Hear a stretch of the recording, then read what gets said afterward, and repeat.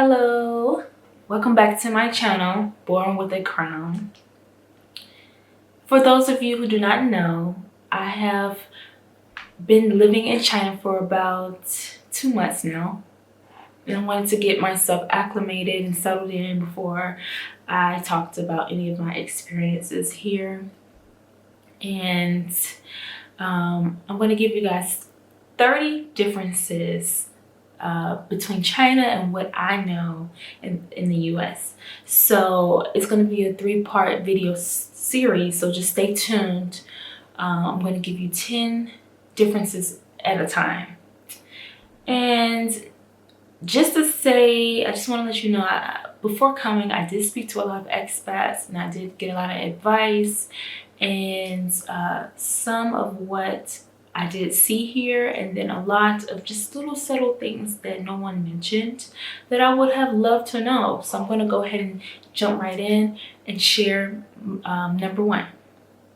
Okay, so eggs are eaten for lunch, dinner, and not really breakfast. Okay, so for us, we eat eggs for breakfast mainly as our first meal of the day. But at my school, we have a chef and they make this green leafy vegetable similar to a cabbage, and they'll throw eggs in there. And it's just like, oh, okay, they threw some eggs in there. That's a little different. Or there's this like this dish with a little bit of like a tomato broth, and then they'll throw some eggs in there for lunch. And I'm like, that's different. And in the US, if I'm gonna have some eggs in my meal, like for lunch, it's normally like shrimp fried rice or something, and they'll throw some eggs in my rice. But it's a little different to have eggs thrown into your cabbage or into your soup, or I don't know. It's just, you see eggs more often than what you would see it in the US. That's the best way I can explain it. Number 2, their breakfast is lunch food. So what do I mean by that? Okay, in the US, we eat French toast, grits, eggs, bacon, just depending on if you're vegan or not. You know, the typical American style breakfast. But for them, like, they'll eat noodles, dumplings, just anything you can think of for lunch is what they would eat for breakfast. Like when I go and stay at the local hotels, and I typically stay in a Hilton hotel or something that's more Americanized, just so I can feel just the same quality that I'm used to in the US. And I'm thinking, oh, the breakfast is gonna be so good. I can't wait when I get some French toast. And oh, man, was I wrong? Wrong. No. There was noodles, there was dumplings, there was corn. Just stuff I wouldn't eat for breakfast. So yeah. Someone actually did fix me some French toast, and it had just bread and egg with no cinnamon. And I was like, how do you have French toast with no cinnamon? So I would say number 3, there are different smells all over everywhere. Be aware. Their sewage system is just not as good. You can't even drink their water here. Like, do not consume their water. Yeah, you can be smelling the nice clean air, and then boom, all of a sudden something just smells like butt. So yeah, that's why for me, I refuse to live in a landlocked city like Beijing. No, you will never catch me living in Beijing. Qingdao, where there's a nice beautiful coastal city, I can get the breeze from the ocean, or Shanghai, or maybe any other coastal city. But no, Nope, not doing it. Because China's already known for their pollution, and I'm not gonna be landlocked in like that. Let's see. Number 4, pork is their main source of consumption, like their main meat that they eat. And it's just very baffling to me because my grandfather, before, when he found out I was coming here, he said, do not eat their pork. I don't know why he said that. I just said, okay.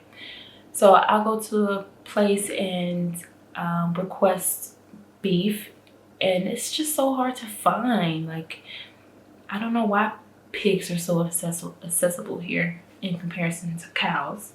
But I mean, really, in the US, I was borderline vegan. Not vegan, but pescatarian, because I just love seafood. But, you know, just trying to figure out what to eat here. Number 5, they consume a lot. When I say a lot, I mean a lot of dairy products. Wow. Like, wow. There's milk everywhere. Like, someone gave me milk candy, and it was just like, ugh. Like, my mouth started getting all white from the milk, and I was like spitting it out. Like, what is this? Yes, milk is the main source of, like one of the main things that they drink in dairy, like yogurts, and really, when you think about it, you go to the supermarket, there's not like those big tubs of juices like which you can get from the supermarket in the US. There's only like small portions of juice in a bottle. So maybe, and the juice is more expensive. So maybe it's because the juice is so expensive, they just choose milk. I don't know. But that's like, wow. And next, I would say they eat less fried foods than what we do. You can still come here and find a McDonald's, KFC, Burger King. But if you just go into a Chinese restaurant, somewhere that's up and down the street, none of their food is going to be fried. It's going to be stewed or cooked in one of those wok pans, or you can go to a hot pot where the food is cooked in front of you. But no, you will not really see fried foods. Or you can go to a more Western style restaurant and get those kind of things. Then my next point is number 7. When I tell you they smoke so many cigarettes, like, people warned me, Tiara, be aware, because Chinese people like to spit on the ground. No one said be aware, because almost every man smokes. Like, it's a huge problem. It's like a trend, like a fad. Like, if you don't smoke, you're gonna die type of thing. Like 16, 15-year-olds. And sometimes I'll ask, like, how old are you? Because I'll see them smoking and I'm like, wow, why are you smoking? My first school where I lived, there was just smokers all over the place. Smoke.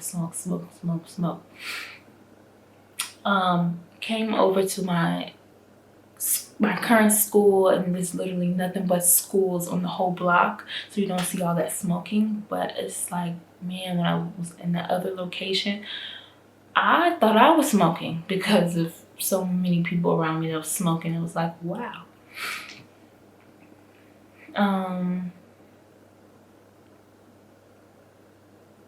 Number 8, whenever you move into your Chinese apartment, you are not going to see microwaves or ovens. You have to buy your own microwave, which is similar to the US. But as far as ovens, like, oh my gosh, I love to bake my food. There was no oven. No oven. You have to get a toaster oven, or you have to get one of those nice elaborate ovens where you can fit a lot of food in it, like a turkey, like one that's big enough for a turkey. Oh, and then there's no turkeys here. Like, there were like Turkey. We don't eat turkey. We don't have a Thanksgiving day. Like, why do we need turkeys? Like, that's a whole nother. That wasn't even one of the points on my list, but it just came to me like, wow, you guys don't have turkey wings?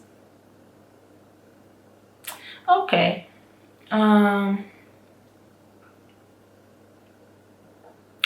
then number 9, they use WeChat for everything. So WeChat is, I would say, like Apple Pay, Google Pay, but it's not gonna have any competition, Apple versus Google. No. WeChat is basically the way everybody pays. Like, they scan their phone, they say boop, boop, boop, boop, and that's how you pay for things. Like, for me, it took me 2 months living here to get a bank account. That's a whole nother video, a whole nother story for another time. Why it took me 2 months to get a bank account? But because I didn't have a bank account, I couldn't use my WeChat Pay, and I had to carry around all this cash, and it was just so annoying because I looked like an ancient dinosaur walking around giving out cash. Like, she doesn't have WeChat Pay? So yeah, WeChat Pay is basically like, it's almost like a social network built into it, because you have all these different groups. Like, I'm in the mom groups, I'm in the supermarket groups, I'm in groups for different restaurants. I have all my friends in a group. Like, you know, you can update your profile, people can see what you're doing. It's not like a Facebook, but it keeps you tied in. It keeps everybody in touch. It keeps you like in the groove of things. So you don't want your phone to go dead and not have access to WeChat Pay, or at least have a little bit of cash in your wallet. And my final pointer for right now is number 10. And number 10 is they season their food differently, which is probably obvious, but you can't come here thinking that you're gonna get onion powder, seasoning salt, and Lowry seasoning salt. Whatever you use, you can't come here thinking you're gonna find that in the supermarket. You have to bring your own seasonings. Literally, you do. Yes. We had our seasonings shipped from the US here because we couldn't live without seasoning our food the way we are comfortable seasoning our foods. Well, that's it. Thank you for watching. I will give you 2 more points in the next video, so stay tuned, and I'll see you soon. Thank you.